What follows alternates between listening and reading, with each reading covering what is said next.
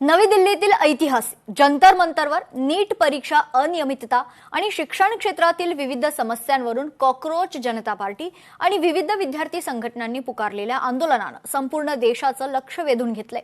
त्या आंदोलनाला धर्मेंद्र प्रधान यांच्या राजीनाम्यानं यशही मिळाले। या आंदोलनात तरुणाईला पाठिंबा दिला ही फक्त आपल्या प्रसिद्धीची धुळवड आणि पब्लिसिटी स्टंट होता याची आता जोरदार चर्चा सुरू आहे। अनेकांनी आंदोलनाला यश मिळाल्यावर केवळ पाठिंब्याचे स्टेटस टाकत स्टंट केलेत असा देखील आरोप होतोय। पाहूयात।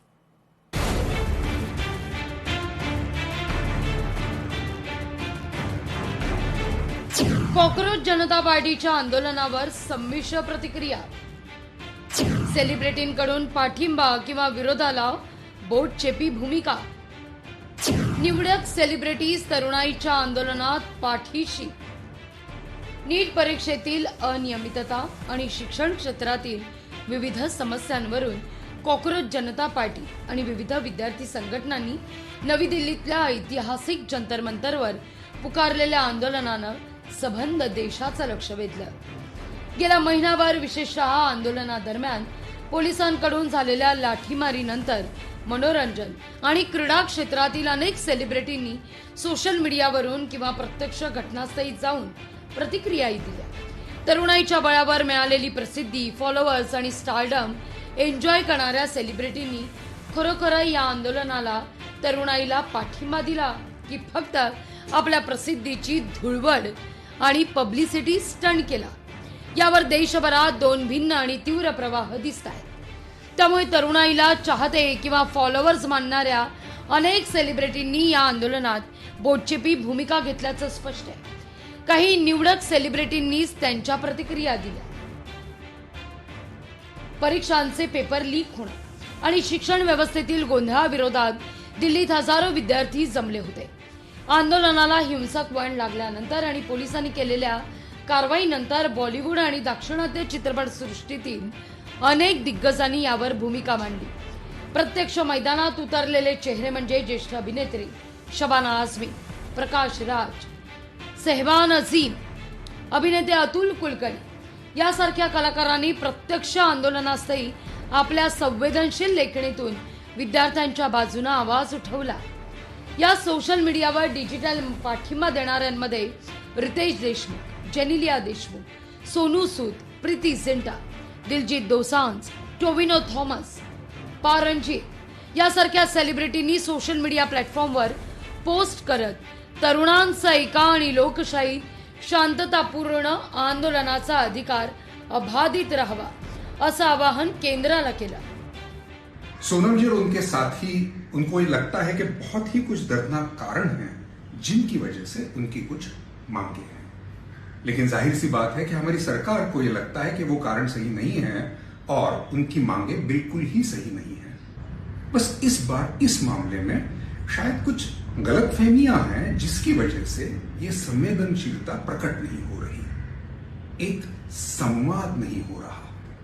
और मेरा सरकार से ये आग्रह है कि ये संवाद वो तुरंत शुरू कर दें। सर्वसामान्य विद्यार्थ्यांचा तरुणांचे प्रश्न अनेकदा मुख्य प्रवाहातील प्रसार माध्यमांमधून अनेकदा दुर्लक्षित होतात, पण जेव्हा एखादा सेलिब्रिटी त्यावर पोस्ट करतो तेव्हा तो मुद्दा ट्रेंडिंग होतो, सरकारवर नैतिक दबाव निर्माण होतो। तरुणाईच्या पाठिंब्यावर ज्यांचं अस्तित्व टिकून आहे त्या कलाकारांनी त्यांच्या संघर्षाच्या काळात मौन न बाळगता त्यांच्या पाठीशी उभं राहणं ही सोशल रिस्पॉन्सिबिलिटी मानली जाते। त्यांनी नैतिक जबाबदारीची जाणीव ठेवून अशा घटनांवर व्यक्त होणं आवश्यक आहे। मात्र आजच्या राजकीय वातावरणात कोणत्याही आंदोलनाला पाठिंबा देणं म्हणजे थेट ट्रोलिंग, बॉयकॉट, ट्रेंड्स किंवा आगामी प्रोजेक्टवर गदा येणं या गोष्टी ओढावून घेणं असतं असं मानणारा एक मोठा वर्ग सध्या प्रसिद्धीच्या जगात वावरतोय। ज्या कलाकारांनी आवाज उठवला त्यांचा हेतू शुद्ध आणि संवेदनशील होता असाही एक वर्ग आहे। अनेक सेलिब्रिटींनी दिलेल्या विधानांमुळे कोणत्याही धोरणावर किंवा व्यवस्थेवर थेट बोट ठेवलं नाहीये। शांतता राहावी, संवाद व्हावा किंवा हिंसाचार वाईट अशी गुळगुळीत आणि सुरक्षित विधानं करून त्यांनी दोनही बाजूंना खुश ठेवण्याचा प्रयत्न केला। त्याला कॅल्क्युलेटिव्ह भूमिका असं म्हटलं जातं। जनरेशन झेन झी आणि फॉलोअर्स टिकवण्याची धडपड नेहमी सेलिब्रिटींची असते. आजचा तरुण वर्ग अत्यंत जागरूक आहे. जो सेलिब्रिटी सामाजिक मुद्द्यांवर गप्प असतो त्याला तरुण फॉलोअर्स अनफॉलो करतात. त्यामुळे आपली युथ फ्रेंडली इमेज टिकवण्याकरता अनेक कलाकारांनी केवळ ट्रेंड्स म्हणून या विषयात उडी घेतली. अनेक सेलिब्रिटींनी या संपूर्ण प्रकरणावर थेट भाष्य केलं. अनेक सेलिब्रिटींनी या संपूर्ण प्रकरणावर थेट भाष्य करण्याचं धाडस केलं नसलं तरी काहींनी रोखठोक भूमिका घेतली. मराठी अभिनेता चिन्मय मांडलेकर दिल्लीतील विद्यार्थी आंदोलनात पाठिंबा द्यायला मी काही कॉक्रोच नाही, मी एक स्वाभिमानी भारतीय आहे असं म्हटलं. सोनम वांगचुक यांच्याबद्दल मला फारशी माहिती नाही. जो कॉमेडियन प्रभू श्रीरामाचं नाव घेऊन विनोद करतो त्याला मी दाद देत नाही आणि तुकडे च्या कोणत्याही घटकाला मी नक्कीच समर्थन देत नाही. कर्तव्यावर असलेल्या पोलिसाला मारहाण करणं ही बाब स्वीकारार्ह नाही असं चिन्मय मांडलेकरनं त्याच्या पोस्टमध्ये म्हटलं. अशा अनेक पोस्ट सध्या व्हायरल होत आहेत. जंतर मंतरवरील आंदोलनानं सेलिब्रिटींमधील दोन चेहरे स्पष्ट केले आहेत. ज्या तरुणाई भरघोस पाठिंब्यामुळे सेलिब्रिटींना लोकप्रियता मिळते त्या तरुणाईला आंदोलनाच्या वेळी जेव्हा खरोखर गरज होती तेव्हा काहींनी प्रामाणिकपणे स्वतःचा आवाज तरुणाईच्या आवाजाशी जोडला.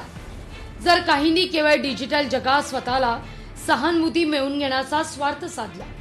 तरुणाई आता सुजाण झालीय. आता ही तरुणाई अशा थोटाण करणाऱ्या सेलिब्रिटींना त्यांची जागा दाखवल्याशिवाय गप्प बसणार नाहीये. ब्युरो रिपोर्ट, लोकशाही मराठी, मुंबई. लोकशाही मराठी ऐका, पहा, जागरूक रहा.